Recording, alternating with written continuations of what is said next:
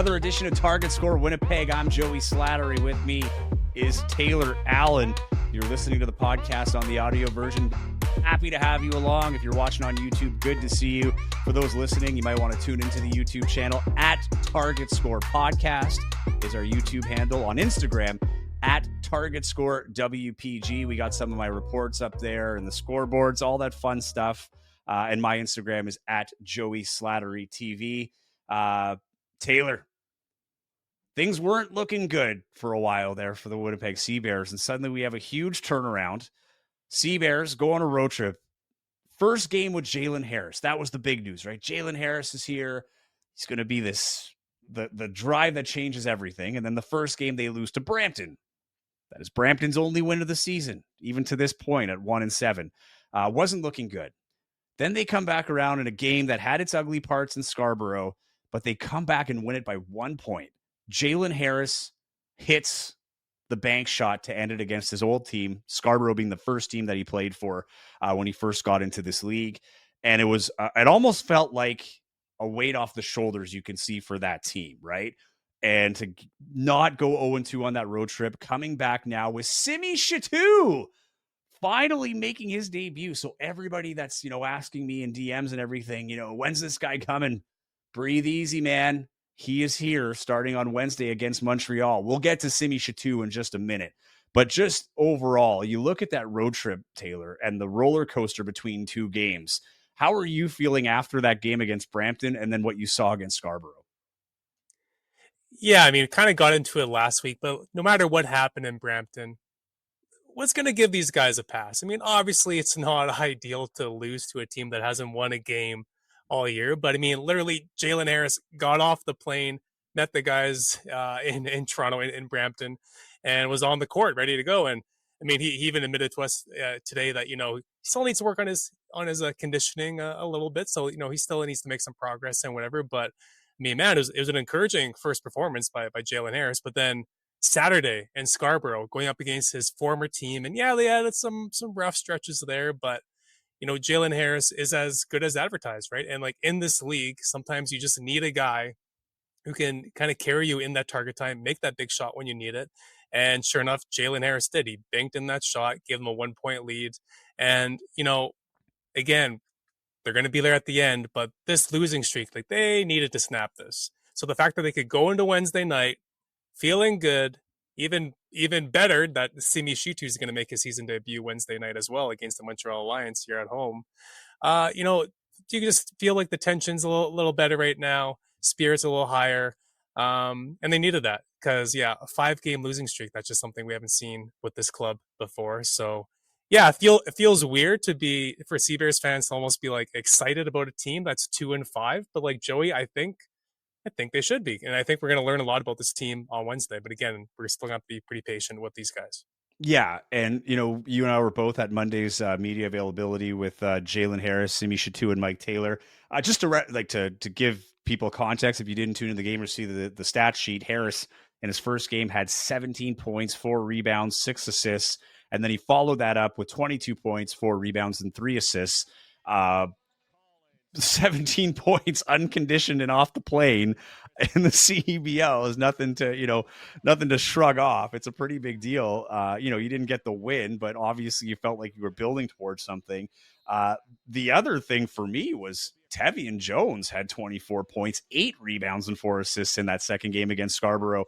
And one of the things that we were talking about in that media avail is, and Jalen said this, is he's going to open up opportunities for other players, right? He talked about how excited he is to play with Simi Shittu, but he named Tevian Jones out by name, saying, I'm going to get him more shots simply because I'm taking some of the eyes and some of the attention, from opposing defenses. And I think we saw that in, that second game against Scarborough. And I think if you're Tevian Jones, I could imagine, this isn't anything that he said, but, there's probably a little bit of back up against the wall. And Mike said this too, Mike Taylor, where, might have caught some guys off guard with the signing of Jalen Harris, but he said everybody's bought in and on board. And I bet you that's a big reason right there, where Tevian Jones, where it's been struggling to get your own shots. Now you have a great game, a nice stat line, while another guy's getting 22, and his 22 is what's allowing you to get your 24 and getting those shots that Mike's been talking about, Mike Taylor. right? Like getting the offense going and, getting those guys go, like the whole team kind of working cohesively. And we saw a couple times where Tevian Jones is getting set up for nice shots that he doesn't have to set up for himself. They never fell behind too far in the sense that, and when they were behind, they were able to stay to the plan and at least battle back and win. Now, Jalen Harris, target time winners a bank. I don't know if that's exactly how he drew it up. It But counts, man. It counts exactly. the same. And hoopers are going to hoop, right? This is a guy that creates his own luck in that sense. And at the end of the day, they won. They came back in target time. I think they were down as much as like 14 or something like that. So it's a good come from behind win. You end the road trip on a high note. It's a nice plane ride home. At practice today, everything seemed upbeat and everybody seemed to be, happy. And as you say, the pressure's not the same because you're in the playoffs. But on the same token, you want to play well. Everything's great when you're winning. And I think that win, I use the term morale. Mike Taylor's like, well, the morale was never low, but there's something to be said when you go through a 5-game losing streak and then you go up against a team that was, I think, undefeated at the time too, and give them a loss on their home court. It has to feel good. And we've seen this with Scarborough. There's something brewing with this team between Winnipeg where they find themselves down and have these miracle comebacks in target time. When you think back to last year, the home opener and the Alex Campbell 3, it's been good. But, to wrap up Jalen Harris, I'm impressed through 2 games. I knew I would be. It was almost like you were expecting if I was going to be shocked or we were going to have some sort of hot take, it's because he didn't play well, right? But he did this with no practice at all. And he said the team let him hoop. And, that was clearly the case. We saw kind of vintage. I think for me is how this offense is going to look next, like with him now worked into the system, right? They're teaching him the defensive sets. How are they going to use him in a way that they can set him up as opposed to just like letting him do what he needs to do and giving him better opportunities while letting everybody else kind of get theirs? And you still have to take into account they have the American problem, right? There's still 5 Americans on this team. Solomon Young was the guy who was sitting out over the weekend. Mike Taylor kind of alluded to that in the post game, in the Monday media availability, where he said, these things have a way of working itself out. Mike sometimes will drop those hints, as you and I have found out, right? He'll mention something. It usually means something's coming, so we'll keep an eye on that for sure. But overall, I'm curious to see how the imports play out. I know summer league's coming and NBA mini camps and all this other stuff, so we'll see how it works out. But overall, I think it's a great addition. He's obviously a great player, but the big question for me is just how is this offense going to look with him in it? I don't think we saw that truly over the weekend simply because he was just kind of slotted in and they had to maximize his strengths in the moment with no practice. And also an encouraging sign is, Joey, they won a road game. Big time, right? This is a team that I forget what it was, but they won 1 game on the road last year, 0 games on the road. We've talked about it a million times. Not 1-9. So they've already tied their road record from last year. Yeah. There you go. And they beat a good team as well. I know it was close, but still that's an encouraging sign. But I mean, to me though, it feels like, in a way, it kind of feels like their season opener is Wednesday. Like everything we've talked about, everything we've written, everything we know about this team, it's like you can kind of almost throw it out the window to an extent, because these are their 2 best players and they just got them right now. So it's like we got a lot to learn about this team. So it kind of feels like it was preseason now, right? Not to say that it was they were playing hard. It was definitely regular season basketball and the stress and pressure they felt was real. But now that you've got the star that everybody was expecting, plus the surprise signing in Jalen Harris, as we seem to have every year now. Last year it was Justin Wright Foreman. This year it's Jalen Harris.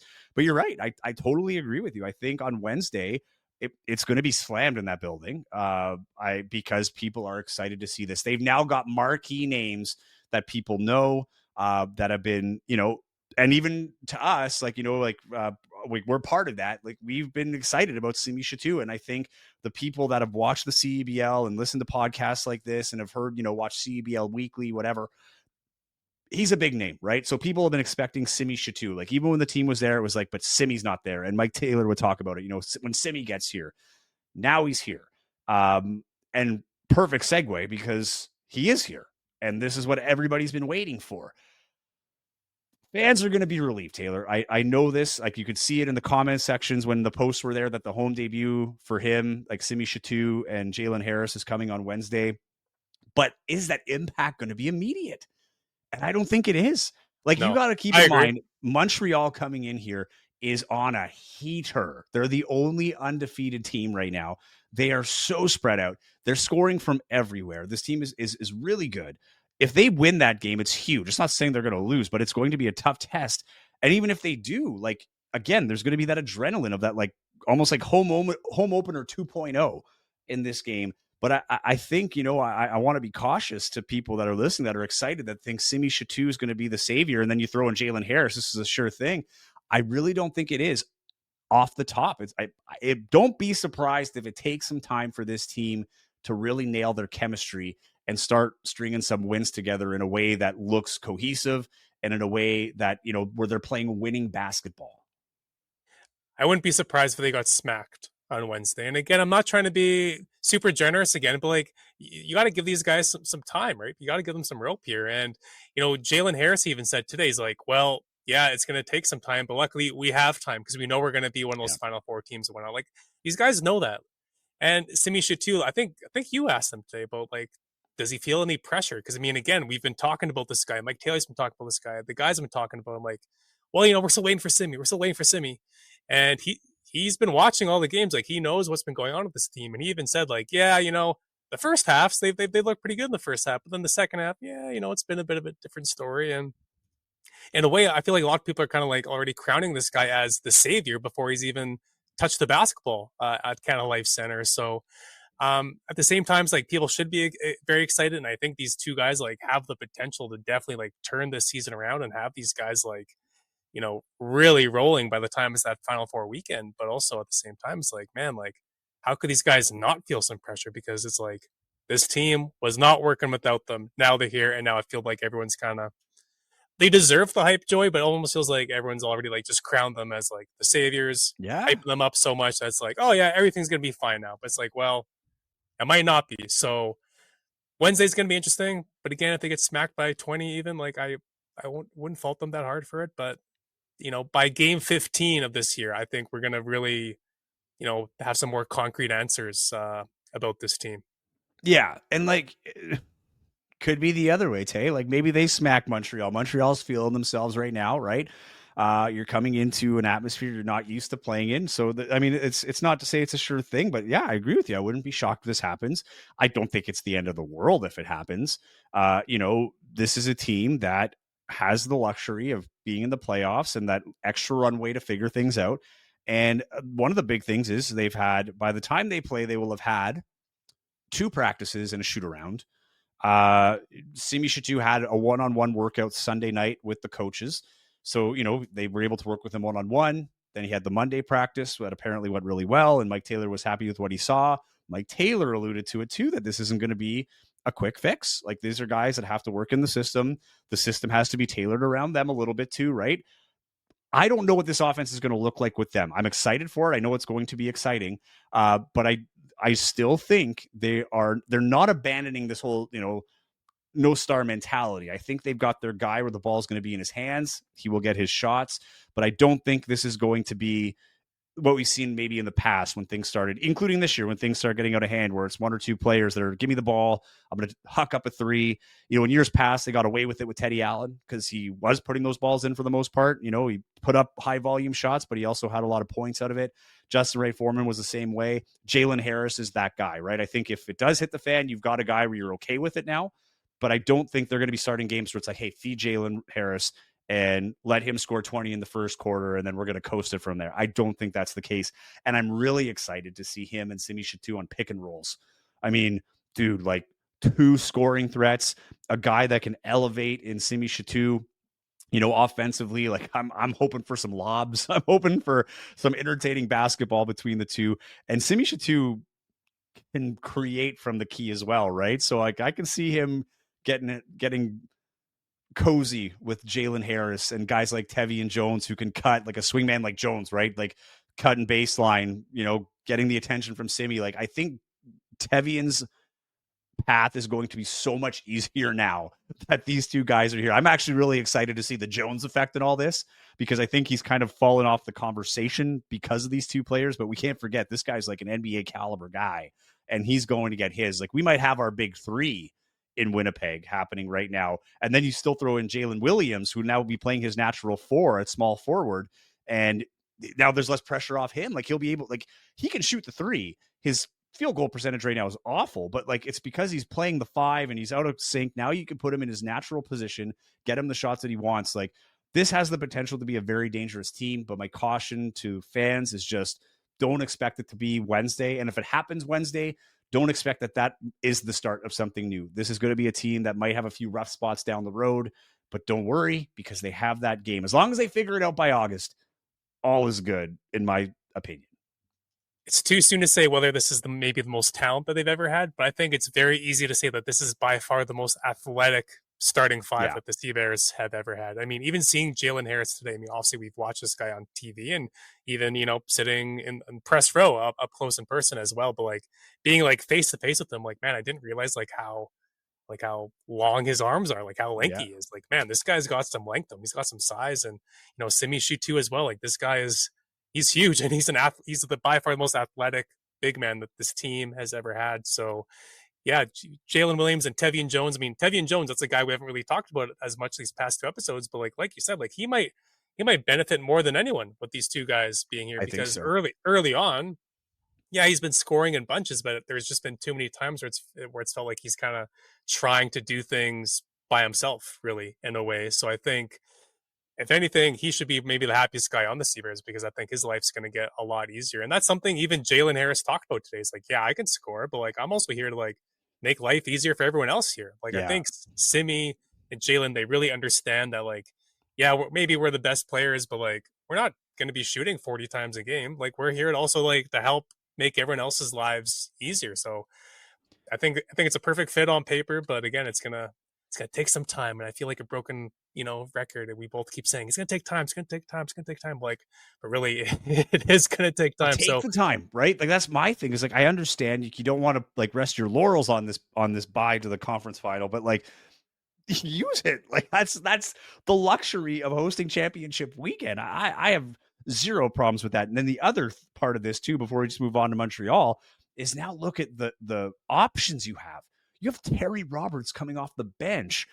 Like that is like, this is Jelani-esque, right? Like in terms of Jelani Watson-Gale being 6th man of the year in the first year, right? And the impact he had off the bench. Like now you have that solid, impactful player that's going to be there, right? I mean, and they missed that last year. They missed having a Jelani last year. There's so many games in year 1 where Jelani can't. Yeah, he starts the game on the bench, but he's the one ending the game, making these huge clutch shots. And yeah, they kind of lacked that last year. So having, like you said, a guy like Terry Roberts, if they choose to keep having him come off the bench, I mean, man, that's huge. That is a Jelani. And then you've got E-Man, like Emmanuel Acott coming off the bench too, right? Like, and there's a guy that's going to be motivated in limited minutes, right? Like if he's coming off the bench, he's going to be very motivated to make the most of those minutes. But you have the size, like you can put him out there with Tevian, Jalen Harris, right? Jalen Williams, like you have so many options to play big, to play small. Like I'm also curious, like, can you see a situation where Terry Roberts is playing with Jalen Harris, right? And then even if it's with Tevian or Jalen Williams, right? Or Emmanuel Acott, Alex Campbell, like you have so many options now to play big or small with very impactful players. Because even through this downfall, we've seen bright spots. Like Terry Roberts has been a good player, and I think he's only going to get better now that you have Jalen Harris here. I do think Jalen Harris and Simi Shittu elevates everybody. But again, I just don't know if it's going to be Wednesday, and I don't know if it's going to be Sunday. Like it might take a couple of games into July before we really start seeing what the Sea Bears are all about. But to your point, they've won on the road now. So that's like another win on the road, and they've already improved in that aspect, right? Which is huge. And it was a big question coming into it. And now I feel like there's a little bit more comfort. If they can get that win out of the way on Wednesday, morale is going to be even higher. Fans are going to be relieved. I know they're hungry to see a win at Canada Life Center, particularly. So if they can make that happen. But here's the thing, Taylor, Montreal is not an easy pass. Like it's hard to tell this at the start of the season because you don't know what teams are going to look like. But Winnipeg is running through the gauntlet right now, right? And I'm not defending this team, but they've played the 2 top teams in the Western Conference to start off the season, right? So they play. Who do they have? They had Montreal. No, it was Edmonton first. So they play Edmonton against first. Edmonton. Yeah, so you've got Edmonton first, who you played, and it was a really tight game, and you have the same record now. Edmonton's stronger than their record would suggest. Kind of how I feel about Winnipeg too. But then you have Vancouver, right? They're what are they right now? 7-1, They're a wagon. Yeah, right? they're Calgary 6-2. And one of those losses came to Saskatchewan, who's 2-5 with you and currently in last place. There's a lot of parity in the West. It's shaping up to be like, I think there's teams like Edmonton and Winnipeg, maybe even Saskatchewan, that are going to get better as the year goes on. And then now you're going up against Montreal, the only undefeated team at 4-0. They did have that postponed game, the outdoor game, that'll be played at a later date. But the difference is, though, and this is where you can draw a little bit of hope, Taylor, is Montreal beat Brampton back-to-back to open the season. They beat them by 20 the first time, 88-68. Then they beat them by 21 the second time. Brampton is 1-7. Then they beat Edmonton 105-83. That's a handy win. Edmonton's 2-5. And then they just beat Scarborough, giving them their third loss after they had a strong start. So Scarborough slipping a little bit, but they just brought in Cat Barber today in his first game, trying to work a new guy in. Didn't go so well. But man, you look at this Montreal team, they've got guys. Like they've got 4 guys averaging 10 or more points a game. Then there's like a range of like 3 or 4 guys that are averaging 8 per game, balls flying around. They've got some strong Quebecers on the team, like, hometown Montrealers. Quincy Guerrier is one of my favorites. He's the captain of the team. Seems to be that spirit of them. But dude, Tavian Dunmartin, averaging 19.5 points a game. He had 26 points, 7 rebounds, and 5 assists against Scarborough. He is 5'8", and he can score from anywhere. This guy was spotting up off the dribble, deep behind the arc. The guy plays with a ton of confidence. It doesn't seem like guys can figure him out. Like I've watched a few of his games now. It was like, I've never heard of this guy, to, oh, he's got a good game, to now like, oh no, this guy is now in the conversation for MVP if things continue in the way they're going. Because he has been, while his points might not be at Mitch Creek level, he's more important to his team than Kobe McEwen is to Brampton right now. And his team is 4-0, and they have a good chance to go 5-0. They've had a late start to the season compared to teams in the West, but they've played sub 500 teams, 500 or less. Also, Joey, they played Monday night, off Tuesday, in Winnipeg Wednesday. Yeah. So this is a kind of a crammed week for Montreal, where the Sea Bears, they got back Sunday, practice today, practice tomorrow. Like they'll have a little more energy, you'd think, as opposed to Montreal. So that's a bit of a grind of a week for Montreal. So we'll see if they're really, how much energy they start the game with. Who knows? That's something to keep in mind. So that might be a benefit to the Sea Bears, that they're kind of getting a Montreal team, who's not playing a back-to-back, but as close to a back-to-back you're going to get basically in this league. So. And I should have teased this at the start, but we have Moe Khan, the play-by-play announcer for TSN Plus, CBL Plus, coming up in just a minute here. But before we get to Moe Khan, the other thing to add to your point, this is their first road trip, like west, right? Their first out of conference road trip. The road trip so far has been Brampton, right? So although it's a bit of a drive from Montreal, it's not that far. This is the big, the first one that's kicking off, second game on the road for them. And I believe they've continue on after this. I can't remember where they play next. I'll have to check the schedule, but they're making their first trip to Winnipeg, their first trip out west. So yeah, there's that part of it too, right? This is going to be their first real look of playing on the road after a real road trip, playing in a city against a team that's kind of unknown. That's another thing, right? As you said, here's a team that is 2 new players. You have a little bit of tape on Jalen Harris. You have nothing on Simi. They've had 2 practices to practice together. It's not going to be perfect, but they're going to see some looks that they haven't seen before. So it'll be interesting to see how it goes. I'm looking forward to this game. It's a huge test for the Sea Bears, but Montreal's got something on the line too. They want to keep that undefeated streak. Let's check in with Moe Khan, the play-by-play announcer on TSN Plus and CBL Plus of the Montreal Alliance. Here with Moe Khan, play-by-play of the Montreal Alliance on TSN Plus and CEBL Plus, and just an overall play-by-play guy. You name the sport, Moe Khan probably calls it. Appreciate you making the time here today, Mo. Joey, thanks so much, man. I forget I do play-by-play for the Alliance, but that I do apparently for the last 4 years or so. I can imagine, you're doing so much. It's hard to keep track of everything that's going on. But let's talk about the Montreal Alliance. This team is off to a crazy good start, undefeated.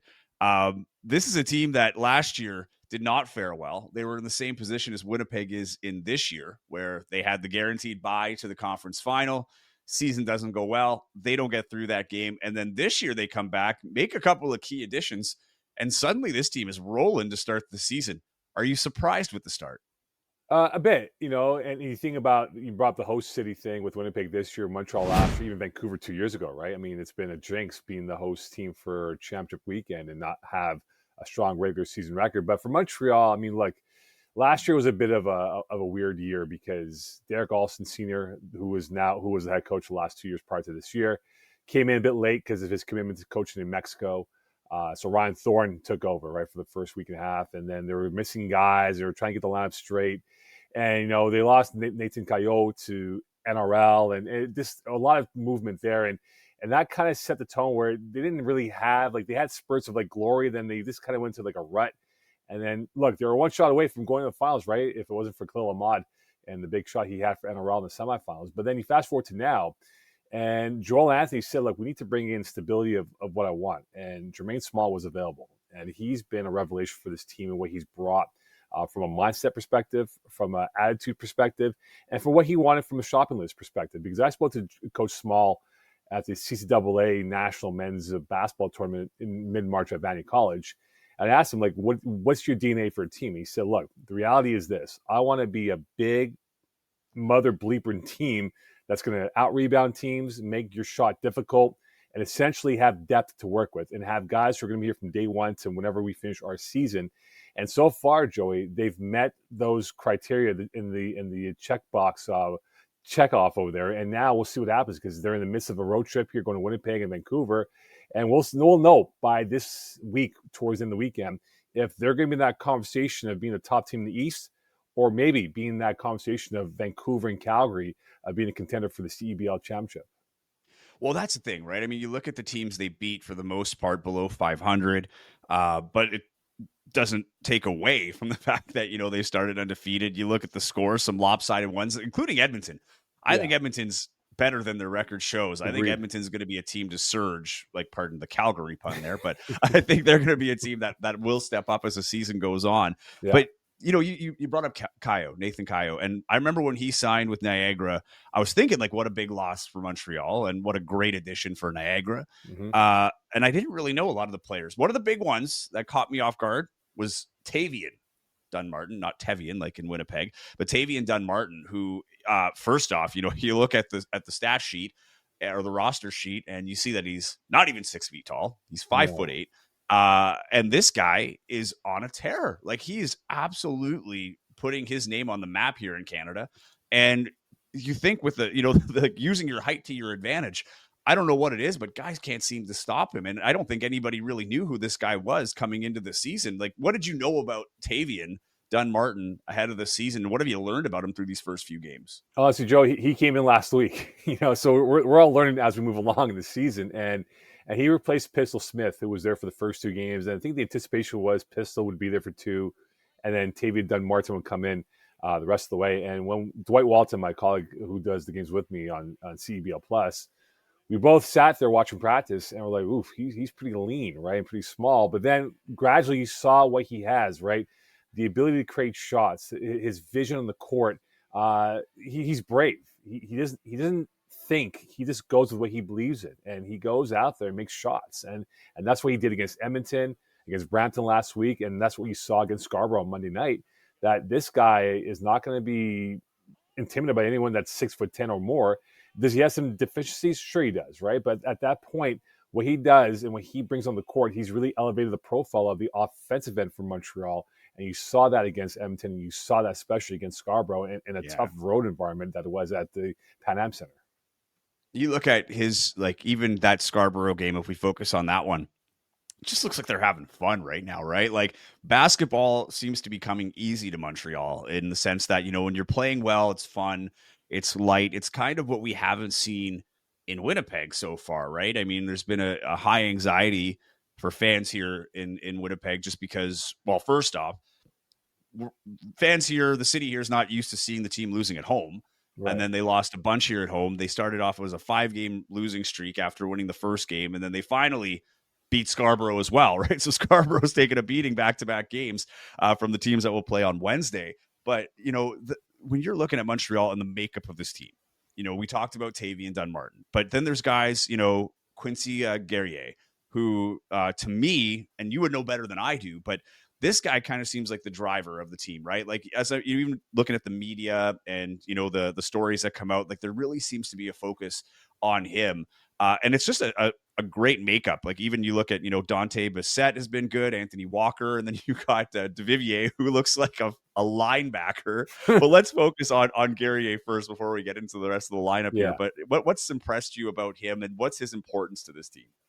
Well, I think for Quincy, he's a Montreal kid. And if you asked him, say 2 years ago, would you be playing for the Montreal Alliance? He'd probably say no. I'd be in the NBA or a high-level European ball. And I think he's embraced this role. Like he was sold on the vision by Coach Small and Joel to buy into this, to say, look, man, if you have a chance to play, why not? You get more reps to your game, and that puts you on the radar for 905 Raptors and for the Toronto organization to say maybe he can stick with us moving forward. And from the first game that he had here against Brampton, he embraced the spotlight. He embraced being the glue guy. He embraced doing the little things. And, the first game against Brampton, he was phenomenal.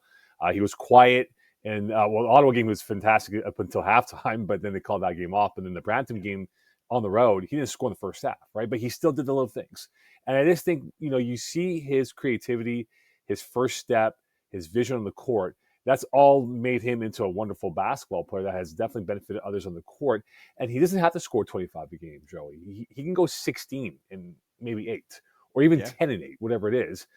At the end of the day, what Coach Small wants is the quality passes, which you've seen so far. I think now they've had 3 or 4 games of 20-plus dimes in a matchup. And that's what he wants. He doesn't need a guy to score 35, 40 points and be the man. He just wants that team effort, and Quincy's embraced that. I think for the long play for his development, that's going to make him more desirable for NBA teams to say, look, this guy fits in the system no matter what his role is, and he'll embrace it and make himself a key depth player moving towards wherever direction he goes with his career. Interesting point, too, because looking at this roster and the makeup, it kind of, so in Winnipeg, we heard Mike Taylor, even dating back to the end of last season, moving away from the star mentality. This was a team that had, Teddy Allen for a year and a bit. Then it was Justin Wright Foreman. And then they said, we're getting away from the star mentality, as he coined it, and we're moving to a team play. And it's not worked well, right? Hence the signing of Jalen Harris. But you look at Montreal, I mean, it's really balanced scoring. Ahead of the Scarborough game, they had one player in the top 10 in scoring in per game. And that was Tavian, who's barely played. But then you go in the top 20, there's a few more, after the top 20, there's only one in the top 20 at that point. And then after that, they're all kind of clustered in that 20 to 30 range in the entire league, because you've got 4 guys that are, double digits. I don't think anybody's over 14 points aside from Tavian. But it seems like there's no specific guy that you can kind of pinpoint defensively, right? That we got to make sure we're taking the opportunities away from him. There seems to be a couple of options. I mean, is this something, when you're looking at it, what's the most difficult part when it comes to guarding or planning defensively for Montreal? Well, that's by design from what Coach Small wants. As I said before, he doesn't need a guy to score 25 plus. He needs 5 guys to score 15 plus, whatever it might be, right? And I think, against Brampton on the road, you saw Anthony Walker be the man. But then against Edmonton, it was Tavian Dunmartin, right? And then Quincy Guerrier game 1. I think what they emphasize, as I said before, is that extra pass, right? Finding that extra man, the pass in the open space, and find that guy and get an easy 2-pointer or 3-point shot. You look at it right now, right? They were number 1 coming into this week for 3-point percentage points, and then number 1 in passing assists as well. And I just think that the way they built this team was that we don't need superstars. We need guys that fit the system of what Coach Small wants. And if you go back to his time in Edmonton, he had his moons, but he said the type of guys that won me a championship were the Jordan Bakers. And that's what he sees in certain players like Ben Stevens and others on this roster. He sees a bunch of Jordan Bakers that can buy into the system. And again, Joey, FIBA rules and CBL rules, it's not NCAA, right? You have to embrace that type of physical buildup of a player and mental makeup as well that can understand how to play in this type of environment. If you find that type of guy, it's a perfect fit, and that's what's happened so far for Coach Small, to have these type of guys that have been what he's emblematic of the fabric of his team, rebounding, defense, and understanding how to play in FIBA rules in this type of environment, the CEBL. And that's a big thing, right? The FIBA rules. And, I've talked about that with multiple coaches, just getting guys used to the physicality of FIBA, right? Even fans for that matter. I mean, we're not going to get too much into that, but, sometimes you see the questions on the reffing and stuff like that. And a lot of it is just because we're so used to watching the NBA, which is totally different. So it is a huge adjustment, right? Like there's that G League mentality, guys that grew up, especially the American guys coming over, where you don't really understand that style. But he's done a great job at accommodating everybody or getting them accustomed to, the style of play here in the CBL, at least early. I want to shift a bit. Let's start with that outdoor game. Unfortunate it didn't end, but man, that looked so cool on TV. You were there. What was that atmosphere like to be, at a 5-on-5 basketball game on hardwood outside prior to the moist court, we'll call it? It was a vibe, man. It was a real vibe. It was like a house party that happened, pretty much, right? And for those who weren't familiar, the week leading up to that game, it was supposed to be the Friday night, but that week in Montreal, the weather was awful. It was like 8 degrees and rain all week long, so they postponed it to Sunday night. And even during the weekend, it was raining, and it rained up until 5:30 that day. And using my old weather skills that I used to do for CTV Montreal, I said, guys, by 6:15 it should clear up, which it did, thankfully. But the thing was that had this game been played on a Friday, they would have had 11,000 plus at the game. They had over 9,000 on a Sunday night at 8 o'clock with school and work day the following day. And it was awesome, right? People loved it. The fans embraced it. The players loved it because it was a cool experience to be involved. But then, as the sun was setting and it got a little bit cooler, you saw some perspiration and condensation on the court.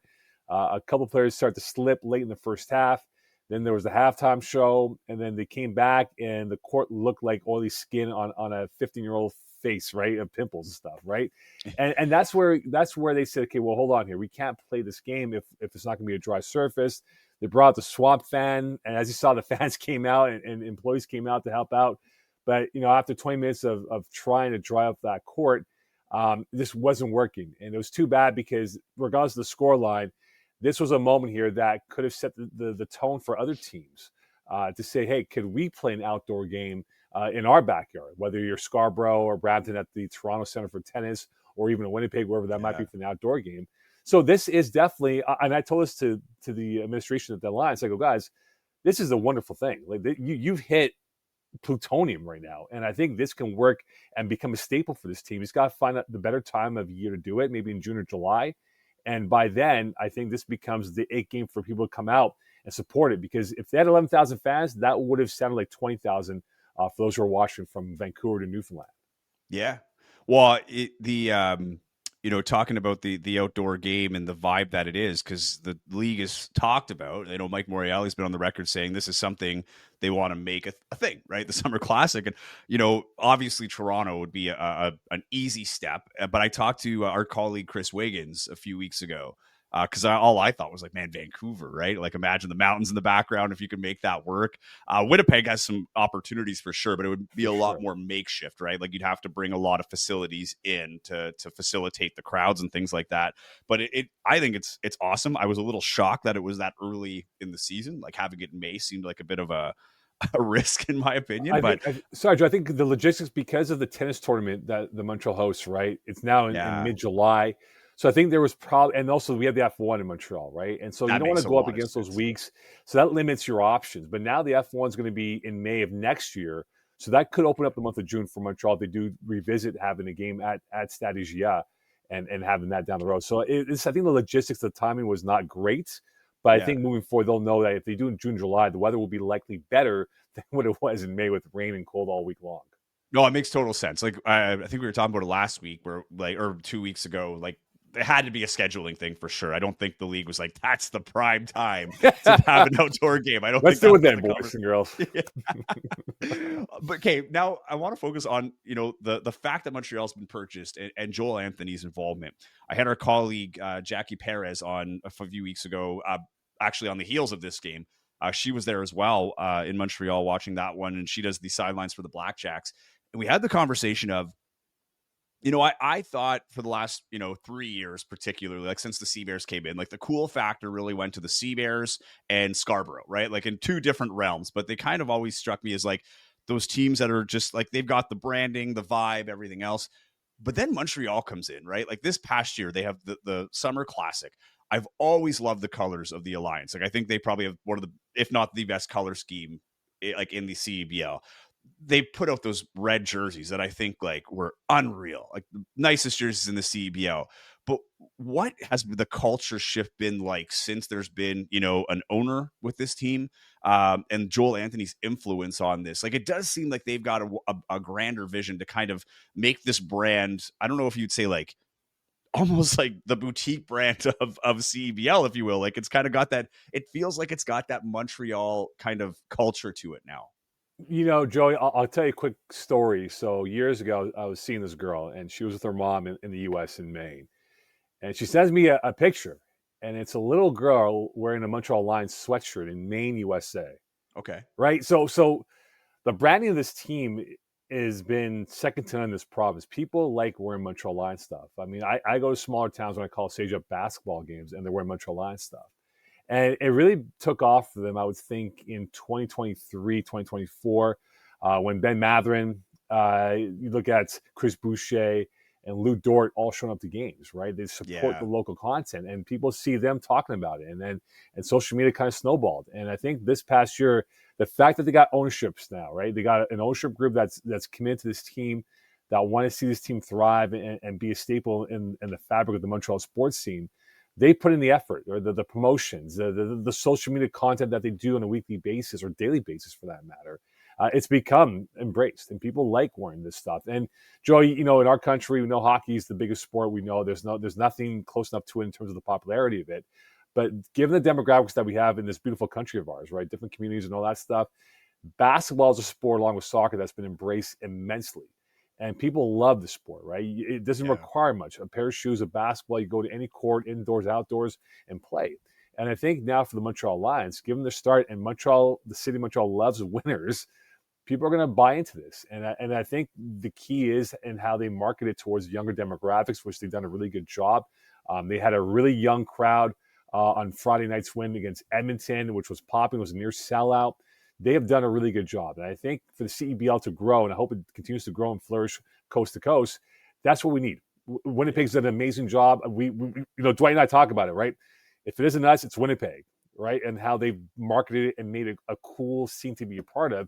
And hopefully we see that, whether it's in Sask or Calgary or Vancouver, wherever it is, that people embrace this sport, because there are so many Canadian talent playing, and American guys and European guys coming overseas to play here.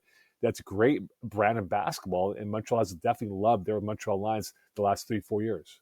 While you look at it, I mean, I think Calgary's been great in terms of, the marketing since they moved from Guelph to Calgary. Yeah. I think it's a bit, the thing with Calgary, I'll be there actually later this year calling a game on CJOB, and I'm interested because we see the setting on TV and where Winsport Arena is, like how far it is from downtown. It's like really the last thing you see before you're heading out to Banff, right? Right. And when they had the game at the Saddle Dome, it was unreal. If you ever get a chance to go to Edmonton, another unreal atmosphere, right? They play at the Edmonton Expo Center. And then you look at Montreal. Like Verdun Stadium is one of the places that I want to go to really bad. It looks like just this, like, I know it's going to sound weird. I actually mean this in like a charming way. Yeah. But it looks like this vintage dungeon that could be an intimidating place to play when it's packed. And I know the Montreal fans are, Quebec fans in any sport. I remember covering junior hockey in Northwestern Quebec, Val d'Or and Rouen. And that rivalry was insane, right? You have like the whole city showing up to these games. Like it's a passionate fan base. What is it like in Verdun Stadium when you're there night in and night out? Like, is it as charming like in person as it is on TV is what I'm getting at? Yeah. I'll always say, picture, if you follow English Premiership soccer, one of those type of environments, right? It's an old rickety arena, but it's been renovated, right? And it still has this elements of charm from the old school. And the way it's structured with the roof, it's a curved roof, so the noise bounces right off the roof onto the court. And every visiting team that comes out here always asks, how loud can it get? I go, guys, you're going to experience it and see what's up. And they're like, man, it's crazy how loud it got. And, Verdun's a blue-collar area of Montreal. It's just nestled southwest of downtown by 20, 25 minutes if there's no traffic. And it's an area that the Alliance actually represent quite proudly, right? The blue-collar mentality of how they play on the court. and how that borough is. And, the city of Verdun has really embraced the Alliance. And you see a lot of posters and a lot of markings of the Alliance across that area and across the downtown sector of Montreal. So really, if you get to come out here, Joey, it is an unbelievable time. And it does feel like it's almost like 20,000 in the arena, then 3,000 and change, about 3,700 they can have max capacity. So really, they've done a really good job with what it is. And again, like I said before, that outdoor game can maybe jumpstart that idea that more and more fans will come out to games and say, I want to become a ticket holder, or come out on a Friday or Sunday afternoon, whatever it is, to watch them play. But there's no question that Verdun, along with Winnipeg, are probably the two loudest arenas that we have in this league. Well, and there are some parallels there too, right? Like, I mean, the one thing I noticed, and you might have noticed this too, but like since the Sea Bears came in, I remember like the first game we were talking about it, both Montreal and Winnipeg have long-standing sports traditions, right? I mean, the Bombers have been around forever. The Alouettes have been around forever. Obviously, the Habs, and then the Jets, although they left, they came back. No one was really left as Jets fans, right? Even when the Jets weren't here. But then these teams come in and, population has grown across Canada. And for a lot of people, this is their team. Like, they were there from the roots, like they're building traditions there. And I think that's the interesting part for the CEBL. Like, the thing I like about the league right now is you've got that, right? Like, people are starting the culture with their families, young people are going there and they're, going to grow up with the team, pass it down to their kids, things like that. But also the uniqueness. Like, yeah, you got Winnipeg that plays in the big arena, and that's awesome. And I know other teams would love that, and the league would love to see more teams doing that. But the cool thing is you've got Verdun stadiums, right? You've got the Edmonton Expo Centers. You've got forgetting the name now, but the one in Ottawa that's attached to the stadium, TD or whatever. But like, you have these unique venues that I think makes the league really cool, where it almost feels like baseball. You have like a home court advantage because each place is so different. So I do love that about the CEBL right now. I think it's in a good place right now in terms of developing a culture. Obviously, things could always get better, and it will get better as it grows. But I think it's in a really cool spot right now that we'll look back at this one day as kind of like the original 10, so to speak, where we talk about the I shouldn't say the original 10, maybe the expansion era as they have in the NHL. Yeah, the founding fathers. Yeah, there you go. And then you're looking at it as like the cool venues and stuff like that. I don't know. I think it's in a good spot that way. I agree with you. I think that there's different charms to every arena we have, right? You look at Langley. That's always been a hot spot for basketball, for high school basketball, right? When they had the BC tournaments in March. And that's ram-packed with fans, and hopefully that will be a carry over for the Bandits moving forward here. We talk about Edmonton and Calgary; those are cool arenas. Winnipeg is, again, it's the Taj Mahal right now. What we have, right, 10,000 plus fans every single game, and that's amazing to watch. And I think everyone has their unique charms to it. And you look at the fact that the rivalries are starting to develop here. Obviously you had the ugly scene with the Niagara game against Brampton, but in a way that's almost a blessing in disguise, because that intensity becomes must see. Can those teams play clean ball and have that intensity, right? Like the Pistons against the, whatever it is back in the day with the Bad Boys of the Celtics, right? So I think that helps kind of bring in, whether it's bad publicity or not, in a way brings in more eyeballs saying, well, hold on. Storylines. Storylines are great, and it's hardcore, right? These are guys who are passionate, because at the end of the day, Joey, right? All these guys are trying to use this opportunity as a jump board to get their next contract. Right? Yeah. So they're going to work hard. They're going to want to cast the eyes of whatever league it is around the world, or an NBA or G League or South America, whatever it might be, that, hey, I'm willing to go out there and do what's required to win a ball game for my team. So I just think these arenas bring that passion, and Winnipeg and Verdun in particular are probably the top two in the league when it comes to that type of love and passion for the sport, whether they cheer for the team or booing the opposition if they end up losing that home game to whoever comes to their barn. Yeah, totally. That's it's interesting. It very much is. And I think you're right. Like even with Teddy Allen, like last year when he left, like that to me was like, okay, like the fan base is like, this isn't a novelty anymore. Like people were mad, right? Like whether they were mad at the team or Teddy Allen, like it was great storylines. Like it really brought out the passion of the fans, which is great to see. Like the fan base is 100%, here now, right? Especially in certain markets, it's stronger. Winnipeg definitely being one of those. But no, it's great to see. Before I let you go, Mo, what are you looking at this game? Wednesday, Montreal in Winnipeg. First big road trip of the year for them going west. Winnipeg coming off a big win. Big debut. Simi Shittu finally making his debut here. People have been longing for that this year, and they're going to see Jalen Harris for the first time. What are you looking at for this game for Montreal? Well, I think Montreal got through the first hurdle of finally winning Scarborough, and that was a mental block for them for many years. They got it first this year. They won finally in Brampton, and they finally won in Scarborough this year. It took them only 3-4 years to do it. But But those are all mental like build up here. Now you're going on the road. You're playing potentially, if you make it that far, Winnipeg or Vancouver, maybe in the finals, right? And you want to see how you stack up here. And this is a true road test. And Jermaine Small, when I asked them early in the media day, how big was the first 5 games? He goes, it's massive for us because that next window, which was Monday, Wednesday, and coming up against Vancouver on the weekend, that's going to tell us where we stack up, right? Are we in that conversation to be a contender for the title come late August? And you look at Winnipeg, right? Montreal, I know they've not been to Winnipeg as recent. I think they haven't been there in 2 years, I believe, whatever it is. They have to embrace playing in that type of environment. They have to understand what's going to take to get that lead. Because if you look at Montreal, it's always the second quarter has been their go-to move, right? Where they keep it neck and neck first quarter, but second quarter they turn it on. And that's when they start to stretch their lead and pull away from teams. So can they get that effort where they weather the storm for the first 3-4 minutes? Jalen Harris, his history playing the Alliance, he loves playing this team. He scored a few points here and there. So if they can weather the storm for the first 4 or 5 minutes and then go into quarter number 2, establish their front, then maybe they pull away from Winnipeg. Because again, as you said before, Joey, Winnipeg's been up and down this year, and we all expect them to turn it around under Coach Taylor and get this team back on the right tracks here.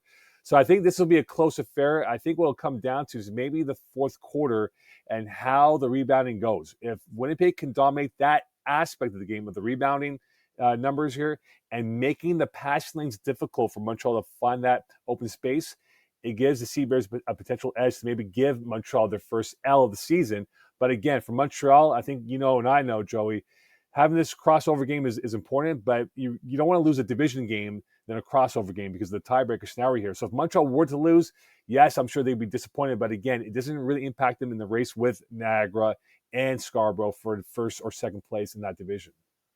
Yeah, it's I look at the Winnipeg, it could get smacked, but it could be a big win, right? Just like when I think everybody was kind of expecting Winnipeg to turn around at Brampton, not Scarborough, and then Brampton gets their first and only win of the season against Winnipeg. But it'll be interesting. Yeah, Mo, thank you so much for making the time here, and enjoy the rest of the season. We'll catch up soon. Always, my man. And I've always promoted on the broadcast for the Winnipeg Championship weekend, hey, if you're out there, Joey will buy you a drink or two if you mention my name to him. So get ready for that credit card to be used by many fans from the CBL. Oh, well, you know what? They might be a little disappointed. I might have to take shelter then if that's the case, because we might have a decline really quick. Or use Mitch's credit card or Rod Black's credit card for all we have, right? Yeah. Those are the big money guys. Mitch Peacock and Rod Black. See them. I'll introduce you to them. Thanks, Mo. Thanks, my guy. That was Moe Khan, play-by-play announcer of the Montreal Alliance on TSN Plus, CEBL Plus. Guy loves CEBL basketball. Really a wealth of sports knowledge. If you listen to Winnipeg Sports Talk, which I know a lot of you do, he's on there quite often talking everything from like tennis to Grand Prix to basketball. Actually, when I was coaching lacrosse at the university level, he was calling lacrosse for McGill University. So this guy's like all over the map, right? So anyway, good dude, and he's covering a good team right now that's coming in again 4-0 against this Winnipeg team that's hoping to make a big splash on Wednesday, but it's going to be interesting. That game starts at 7 o'clock, right? 7 o'clock Wednesday? 7 o'clock. 7 o'clock Wednesday, and then they'll play again on Sunday, Father's Day against Saskatchewan. Always a good game when it's the Rattlers in town. But yeah, excited for this game for sure. But Taylor, I know this is so far off your radar, because right now your Indiana Pacers probably should have been 2-0. I'm gonna let the viewers in on a little post-show chat that I should have been recording, because you were saying as excited as you are, there's a reality that you're playing OKC, and I said I wouldn't be shocked if the Pacers shock OKC, because OKC is new to this whole situation and all the pressure's on them. And then we were texting during that game 1, and you were losing your mind. Now, they don't win game 2, which is fine. That's expected. You got to win 4 games, right? You can lose 1 or 2 along the way, but you have to be feeling a little bit better. Like taking away the game 2, shellacking, so to speak, that game 1 win allows you to go back to Indy and make this a best of 5. I wish we were recording. Actually, I'm glad we're not recording after game 1, because I was high on life, man. The Pacers had no business winning game 1, turning the ball over 19 times in the first half. 19 times. looked nothing like the team that beat the Knicks. Looked like the moment was too big for them. Looked like the Thunder was too fast for them, too long for them, too, suffocating on defense for them. But yet the entire game, it just felt like it felt like they trailed by 12, like the entire game. Just the Thunder just couldn't quite pull away. And Indiana would just hit enough threes here and there just to kind of keep it around 12. And then those last couple of minutes, hit a couple big shots. Miles Turner banks one off, hits a three, banks it off the backboard and in. And then Tyrese Halliburton gets the ball, 8 seconds left, dribbling down the court. He's got a defender right on him, pulls up, hand in his face, drills it. Dude, I went unconscious. I blacked out. I can't even put the moment into words because going into this series, right, I was scared of getting hurt, man. I didn't want to get my hopes up because everyone's just been hyping the Thunder, and rightfully so much. I was like, you know what? No, I'm not just happy to be here, but like look at the jerseys behind me, Joey. I'm a Minnesota Vikings fan and an Indiana Pacers fan. I don't know what happiness is, right? Any time I've gone my hopes up a smidge about either one of these teams, thinking like, oh my goodness, they might win the championship this year, I get my heart smashed into a bazillion pieces. So like, I know how this story ends, right? But the game one, man, it's like, oh my goodness, they stole that one. They played like crap and they won it. Who knows? Maybe. So, but game two, clearly, different story. Thunder were pretty pissed off how they let game one slip through their fingers. And I'm not surprised that Indiana got smacked in a game two. You can't go down 2-0 when you have home advantage and lose your first two games at home 100%. I will say this, one of my favorite stats in sports is time with the lead. And I love when the Indiana Pacers held the lead for all of 0.3 seconds of that game. That's all you need, man. Right? That's all you need. It's the final score that counts. Doesn't matter how big your lead was moving out. Tyrese Halliburton is a legitimate star now. He's had his moments, like plural, in these playoffs. I mean, he is he's Reggie Miller, man. He's the best thing since Reggie Miller. Like he has embodied the spirit of Reggie Miller in a Pacers uniform. It's unreal to see. I already think he's up there with Reggie. Like, taking away any possibility of like his career absolutely going downhill after this. Like he is on a trajectory where him and Reggie will be the faces of this franchise. I don't want to say he's going to be better. I just think they're both going to be at that echelon where they're going to share that stage as like the all-time Pacers. And it's so fun to watch, right? Like here's a guy who's not played great throughout the game, but when it matters most, he's got the clutch gene. He showed that off. He is so exciting to watch, and a game is not over. Like that's the other part is like, I'm sure OKC, it's like at one point, like what is the mathematical time on the clock that we have to hit before it's impossible for them to come back? Because of the way they've been coming back, you cannot be comfortable with the lead. Like, thank goodness there's no target time in the NBA if you're playing the Indiana Pacers, because I feel like that team would thrive in target time with a target score if they had that option, because when the game's on the line, they seem to just pick it up as the game goes on. Before Sunday's loss in game two, Indiana was 5-3 this postseason when they trailed by 15 or more points. 5-3. They had a winning record when trailing by 15 or more points. This team is on a Cinderella run. Some of these comebacks they've had is just out of this world. And I mean, they're like, I know I'm a little biased, but like they're a likable group of guys too. Like Pascal Siakam, like come on, like he's the best. And then Andrew Nembhard, good Canadian boy. Yeah. Just watching him frustrate Jalen Brunson and anyone that he defends, it's just awesome, man. Like they're just a fun team to watch play. All five guys on the floor can shoot threes. They got a guy like TJ McConnell coming off the bench who's barely 6 feet tall. And he's just hustling, diving for every loose ball, and still, dribbling around all these 7-foot guys and, taking a floater and sinking it. So they're a lot of fun, man. And I mean, they're built a different way than teams that we've seen win the championship these past 10, 20 years, where, it felt like if you didn't have a top 5 guy, hell, even a top 3 guy in the league on your team, and even have him paired with like a top 15 guy, it's like, how are you going to win a title? Like all these championship teams that we've seen this past decade plus, it's been like so superstar heavy, like other than the Detroit Pistons when they had Ben Wallace, Rasheed Wallace, Tayshaun Prince, Rip Hamilton, Chauncey Billups. I mean, those are 5 all-stars, but like none of those guys were like a super duper star. So what's crazy? I watched them play live in high school in Detroit the year they won the championship against Chicago with Kirk Heinrich on the team. And like the Chicago-Detroit rivalry is pretty big out in that end, obviously, right? With like the bad boy Piston era and the Bulls. But I remember being there thinking like same deal. It's like, yeah, like we loved them in high school. Like, and the reason why we were there, we were provincials in Windsor. Like I grew up in Timmins, Ontario, so we were at a provincial basketball, and we just went across to the Palace on Auburn Hill to watch them play, and it was surreal, like to see them win. Because even at the time, you're like, oh, this is the cool team, like because they were a team that you could kind of like see yourself in, right? Like, and I feel like that's the Pacers a little bit, like in the sense that like you're not athletic. They're still incredible athletes, but like they're the team that needs to work together and work hard, to get those wins against teams that are heavily favored against them. Right. And every now and again, that team gets through, as we saw with Detroit in 04. And I feel like this Pacers team could be that team in 2025. And it would be great to see. And I mean, I don't mean to toot my own horn. Like, I know greatness, right?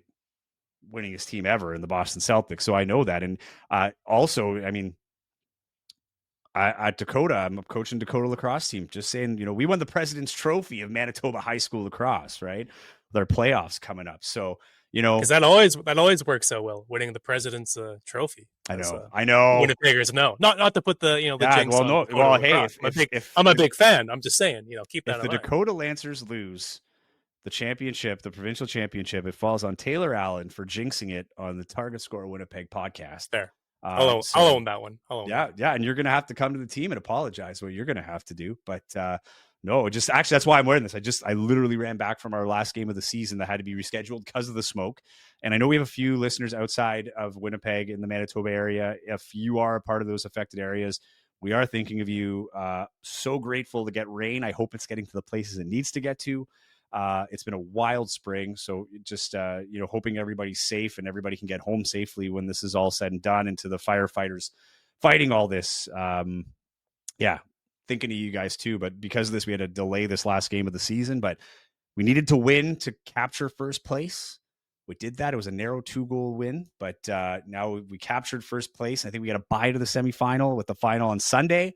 So hoping we get to that final. I'll have to call the game, Saskatchewan Winnipeg game, that is. And then I got to go right to the field and see if we can hoist our own trophy. See if we can bring a little Celtics magic to high school lacrosse at Dakota Collegiate in Winnipeg, Manitoba.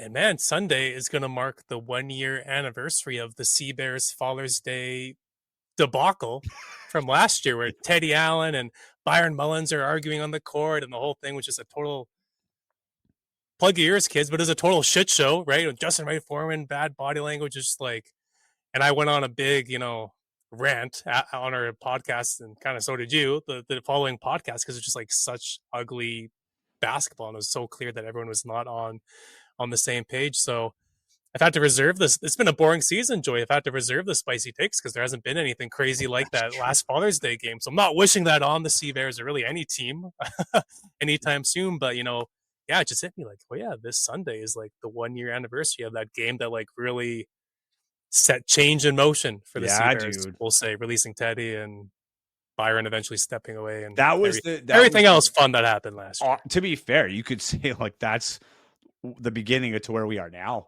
right? Like the season that was last year, as wild as it was, moving away from that whole system, right? Like, and the signings that were made after that. So 100%, but hopefully Father's Day, we don't see that again. And hopefully we don't see it at the high school lacrosse playoffs either.